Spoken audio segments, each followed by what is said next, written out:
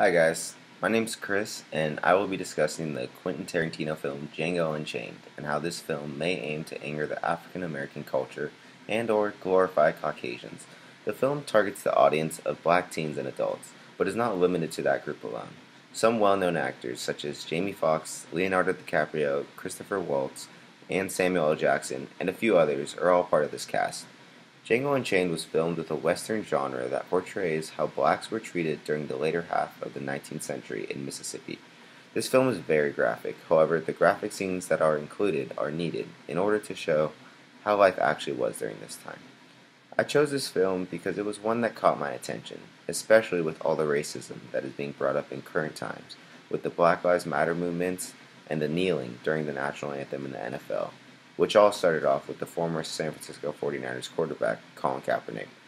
During this time, white privilege was something that was not surprising, as they were always treated better than others of color. The Black Lives Matter movement was one that was created in order to bring to the light the injustice that is inflicted upon black people. As a response, All Lives Matter was created. Now, this may seem like a positive movement because it's saying All Lives Matter or All Lives Matter, but in a way, people may see this as a protest to the Black Lives Matter movement, which defeats the purpose of what they're going for. And the treatment that is given to the black members in the film may be difficult to watch, as the punishments are both cruel and unjust. However, they are real. All the things that are being shown in the film occurred at some point in time. Many people went into these theaters to watch Django Unchained with a negative mentality and hated the thought of it. Yet, once they left the theaters, their minds were completely changed. Seeing the difficulties of the families of these slaves may not concern many of the viewers, as they feel it does not involve them and that the slavery is over, but the sad truth is that slavery still exists. This does not just mean housemaids that will do all the work for you and help clean and do your chores, but instead it could also mean sex slaves, such as prostitutes. This occurs in the film as well because these so-called masters abuse these slaves to the point where their bodies become so weak that they physically become like decomposing bones at this point. On the other hand, the production of this film was incredible due to the great acting. Having such an elite group of actors really grabbed the attention of the audience, and personally that's the reason I got into this movie, because I saw Leonardo DiCaprio, I saw Jamie Foxx, and I knew that they're good actors and they're going to play the right part. But this film doesn't promote the idea that people should be rooting for Django, played by Jamie Foxx, as he kills white people, but instead it shows how this black man goes through all this cruelty in order to free his love, and he'll go to extreme lengths until his goal is achieved. Before even watching a trailer or description of the movie, everybody knows that Quentin Tarantino is well known for his movies being very violent and gruesome, with all the bloodshed that takes place. When the first poster was released for Django Unchained, many people could already tell that there would be violence. The poster had a red background with a broken chain hung above two human figures. The red background was a symbol of all the blood that was shed through the deaths of many people, whether they be slaves or even just normal men and women.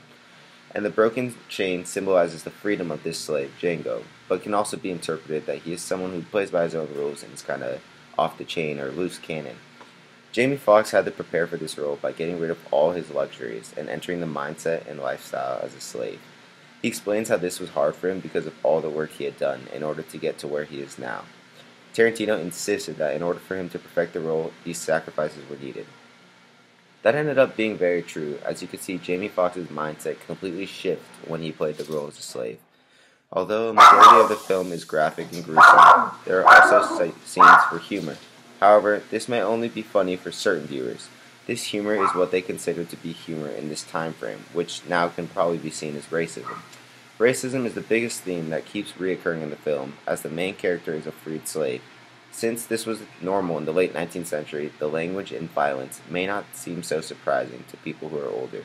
But for the younger viewers, this is an action-packed film, with a lesson behind all the madness that times are rough, but America is slowly moving forward, no matter what roadblocks may occur. With all the explicit scenes of the film towards the slaves, I do feel that this film may anger the African American culture more than glorify Caucasians, as they treat these black people as they were animals, no matter what their age or gender was. And although this is how it was in the past, nobody wants to be reminded of it. And the targeted audience for this film may be black teens and adults, but it is also a great film for any adult to see, no matter what the age, just to see how far society has come.